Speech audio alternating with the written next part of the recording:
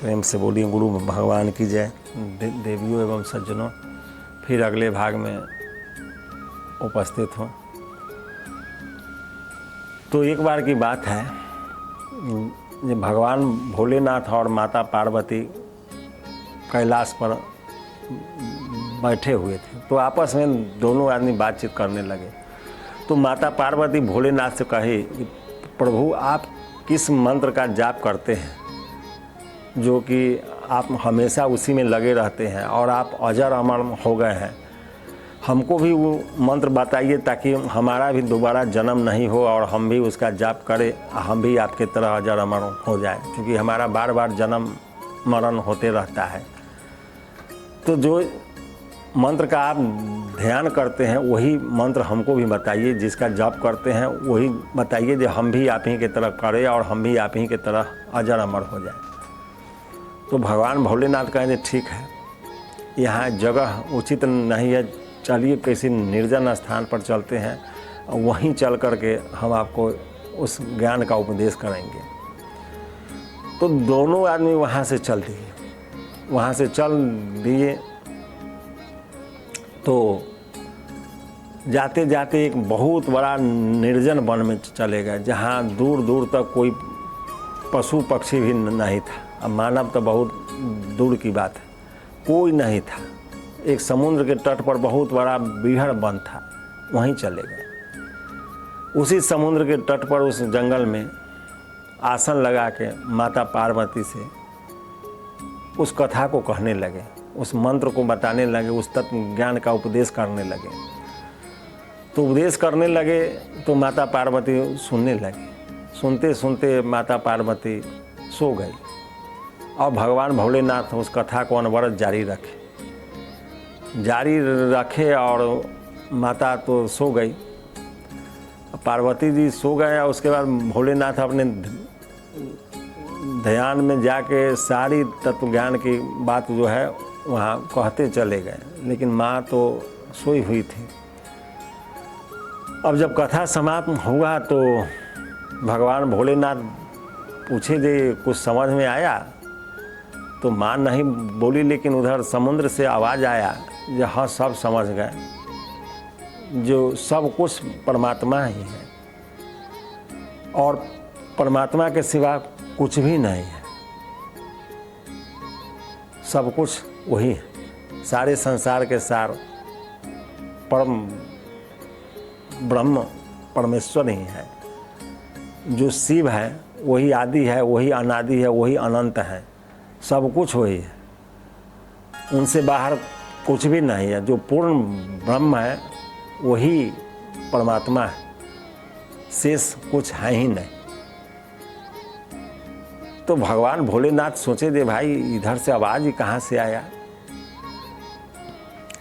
जब देखे दे पार्वती स्वयं हुई है और ये कथा सुनी नहीं, तो फिर यहाँ इस निर्जन जगह पर ये कथा कौन सुन लिया। तो ध्यान लगा के देखे तो देखे जे एक मछली के गर्भ में कवि नारायण जो भगवान विष्णु के अंश थे उसमें प्रवेश करके वो कथा को सुन ली। तो अब सुन लिए तो भगवान भोलेनाथ कहें ठीक है, इस कथा को जो सुने हो, इस तत्व ज्ञान को, इसको हमेशा स्मरण बनाए रखना, इसको भूलना नहीं। समय आने पर तुम बद्रिका वन में आना, वहाँ हम तुमको दत्तात्रेय से ज्ञान दिलाकर और उससे उपदेश कराकर हम तुमको पूर्ण कराएंगे और तुम एक महान सिद्ध योगी बनोगे। समय से तुम वहीं आ जाना बद्रिका वन में। और वहाँ से वो अपना इतना बात बोले और उसके बाद माता पार्वती को उठाए तो उनसे पूछे तो वो कहे ना हम तो सो गए थे, हम कथा सुने ही नहीं। तो कहे ठीक है यहाँ से चलिए, चल दिए वहाँ से। ये सब भगवान की माया है, माया के तहत भगवान लीला करते रहते हैं। वहाँ से फिर भगवान भोलेनाथ माता पार्वती कैलाश की ओर चल दिए। जब समय आया तो जिस मछली के गर्भ में कवि नारायण ने उस भगवान भोलेनाथ के तत्व ज्ञान के उपदेश को सुना था, वो मछली जो है समुद्र के तट पर अपना अंडा दे करके और चली गई समुद्र में। अब वो अंडा समुद्र के तट पर था। एक रोज़ एक बगुला मछली की तलाश में समुद्र के तट पर आया, तो वो अंडे को देख करके उस पर चोंच मारने लगा। चोंच मारते मारते वो अंडा फूट गया। जब अंडा फूटा तो उसमें एक दिव्य बालक था। अब बालक के रोने की आवाज़ सुन के तो बगुला भाग गया। उसी समुद्र में एक मछुआरा था जो मछली पकड़ रहा था, कामाद उसका नाम था।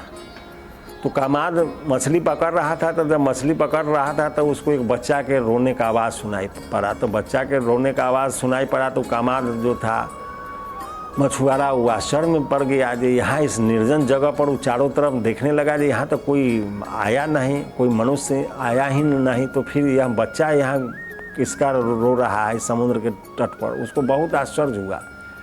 वो तुरंत समुद्र से बाहर आया और उस बच्चे के समीप गया। तो बच्चा का दिव्य रूप देखा तो उसको बहुत आनंद आया। बच्चा बहुत तेजोमय था, भगवान का अवतार था, तो उसमें शक्ति की कोई कमी नहीं था। और कामाद के पास कोई संतान नहीं था। जो मछुआरा कामाद था उसके पास कोई संतान नहीं था। तो मछुआरा सोचा कि चलिए प्रभु का साक्षात आशीर्वाद मिल गया। सोचा कि कितने दिन से हम संतान विहीन थे, सब लोग हमको हंसते थे, घर हमारा सुना सुना था, से आज प्रभु साक्षात कृपा के रूप में आई हमको मिल गए। बहुत अंदर से बच्चा के रूप देख के प्रसन्न हुआ।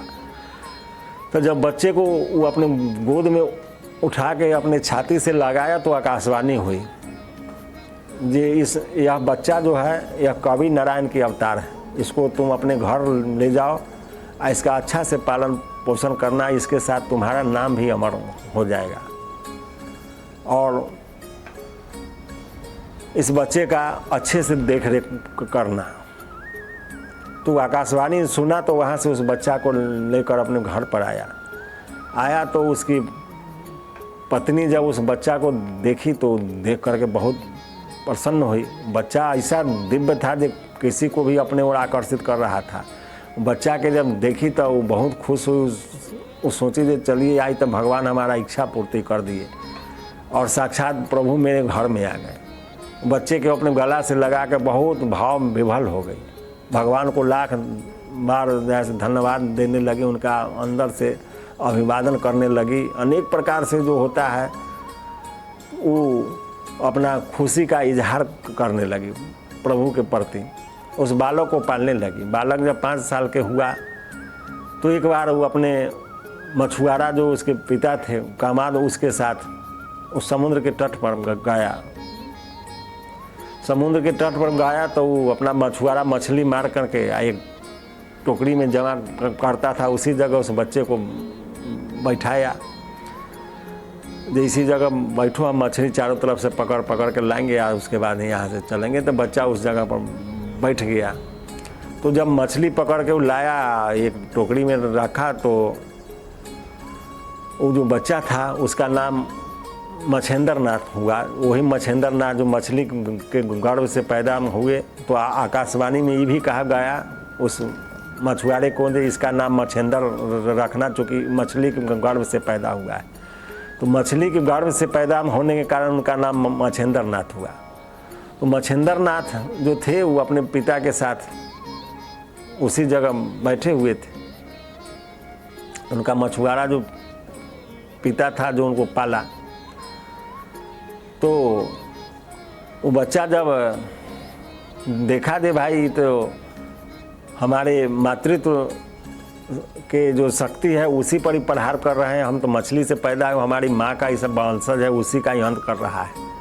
तो उसको इस बात से बहुत आश्चर्य हुआ। वो सोचा कि ना, ये हमारे जो पिता है यह उचित आदमी नहीं है, यह गलत काम करता है, ये तो जीव की हत्या कर रहा है, हमारे मातृ वंश को ही उच्छेदन कर रहा है, इसलिए इसके साथ रहना कहीं से उचित नहीं है और हमारे कहने पर तो ये बंद करेंगे नहीं। तो सारे मछली को उठा के फिर से जल में फेंक दिए। जब जल में फेंक दिए तो जब उधर से मछुआरा आए तो देखे कि अरे इसमें का मछली सब क्या हुआ, तो मच्छिंद्र नाथ कहे सबको हम फिर से जल में फेंक दिए। तो कहा अरे मछली को जल में फेंक दिया तो तुम भीख मांग के खाएगा। अपना बच्चे को जैसे डांट फटकार होता है वैसे डांट फटकार कर दिया। डांट फटकार कर दिया तो मच्छिंद्र नाथ सोचे थे नहीं अब ऐसे भीखे मांग के खाना है, लेकिन इस पाप कर्म में हम लिप्त नहीं होंगे। और उसके पिता जल में इधर उधर मछली के तलाश में लगने लगे, तब तक वो मौका देख के वहाँ से चल दिया। मच्छिंद्र नाथ वहाँ से चल दिए और वहाँ से चलते चलते बद्रिका वन में आ गए। अब बद्रिका वन में आके 12 बरस तक घोर तपस्या किए। तपस्या करते करते उनका शरीर के सारा मांस गल गया, केवल हड्डी ही शेष था। उसी समय दत्तात्रेय जी भगवान भोलेनाथ का ध्यान कर रहे थे।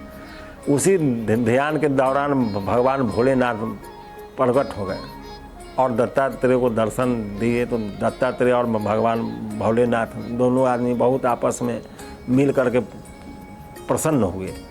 प्रसन्न होकर तब भगवान भोलेनाथ अपना इच्छा जाहिर किए जो चलो बद्रिका वन का भ्रमण करते हैं। तो दत्तात्रेय के साथ भगवान भोलेनाथ बद्रिका वन के भ्रमण में निकले। जब भ्रमण में निकले तो भ्रमण करते करते करते एक मनुष्य को देखे कि ये भाई उसका खाली हड्डी ही शरीर में है, मांस का कोई पता नहीं है। तो भगवान भोलेनाथ दत्तात्रेय को भेजे दे जाओ और देखो जो कौन है। तो जब दत्तात्रेय जब उसके पास गए मच्छिंद्र नाथ के पास तो पूछे जे तुम कौन हो बच्चा, आंखें खोलो। तो दत्तात्रेय का जब आवाज़ मच्छिंद्र नाथ सुने तो उनको बड़ा आश्चर्य हुआ। 12 बरस में कोई नहीं आया, आखिर आज है कौन नहीं। तो मने मने सोचे जे आज हो सकता है जो मेरा कल्याण और उद्धार हो जाए। आज तक तो कोई आया नहीं, या कोई आया है तो हमारा कल्याण निश्चित होगा। तो मच्छिंद्र नाथ जब अपना आँख खोले तो देखते हैं कि दत्तात्रेय जी थे। तो पूछे दे आप कौन है भगवान, हम तो आज तक यहाँ कोई मनुष्य मिले ही नहीं। तो दत्तात्रेय जो थे वो अपना परिचय बताया जो हम अत्रि के पुत्र हैं दत्तात्रेय, और हम एक सिद्ध हैं, सन्यासी है, संत हैं। तो जब मच्छिंद्र नाथ को जब देखे और मच्छिंद्र नाथ उनको, तो मच्छिंद्र नाथ उनके चरणों में एकदम भाव विभोर होकर के उनके चरणों पर पड़ गए और उनके आँखों से श्रावण आंसू छलकने लगा। उस आंसू से उनके दोनों चरणों का अभिवादन कर दिए, उनके चरणों पर जल अर्पण कर दिए आँख के आंसू से। तो दत्तात्रेय बहुत प्रसन्न हुए उनके भक्ति को देख करके, उनके भाव को देख करके वो अति प्रसन्न हुए और भगवान भोलेनाथ के आदेशानुसार उनको अपना सारा ज्ञान प्रदान कर दिए। वो बहुत बड़े सिद्ध योगी हुए और नाथ संप्रदाय के एक बहुत बड़े योगी बने और नाथ संप्रदाय को आगे बढ़ाने में उनका बहुत नाम रहा। वही मच्छिंद्र नाथ संप्रदाय के उनको जनक भी कहा जाता है, क्योंकि नाथ संप्रदाय का जन्म उन्हीं के द्वारा हुआ और वो पूरे देश दुनिया में उनका नाम हुआ और वो बहुत बड़े सिद्ध संत हुए। अनेक प्रकार के मंत्र तंत्र का उन्होंने आविष्कार इस पृथ्वी पर किया और आज भी उनका नाम इस संसार में है। अनेक देशों में उनका पूजा होता है और लोग उनको मानते हैं और वो एक भगवान के रूप में प्रतिष्ठित हैं। और बाद में उनको लोग भगवान शिव का भी अंश माना। तो बाद में उन्हीं मच्छिंद्र नाथ के शिष्य गुरु गोरखनाथ हुए और गोरखनाथ भगवान भोलेनाथ का ही अवतार थे। तो इसकी कथा फिर अगले भाग में बताएंगे। तब तक जय गुरुदेव।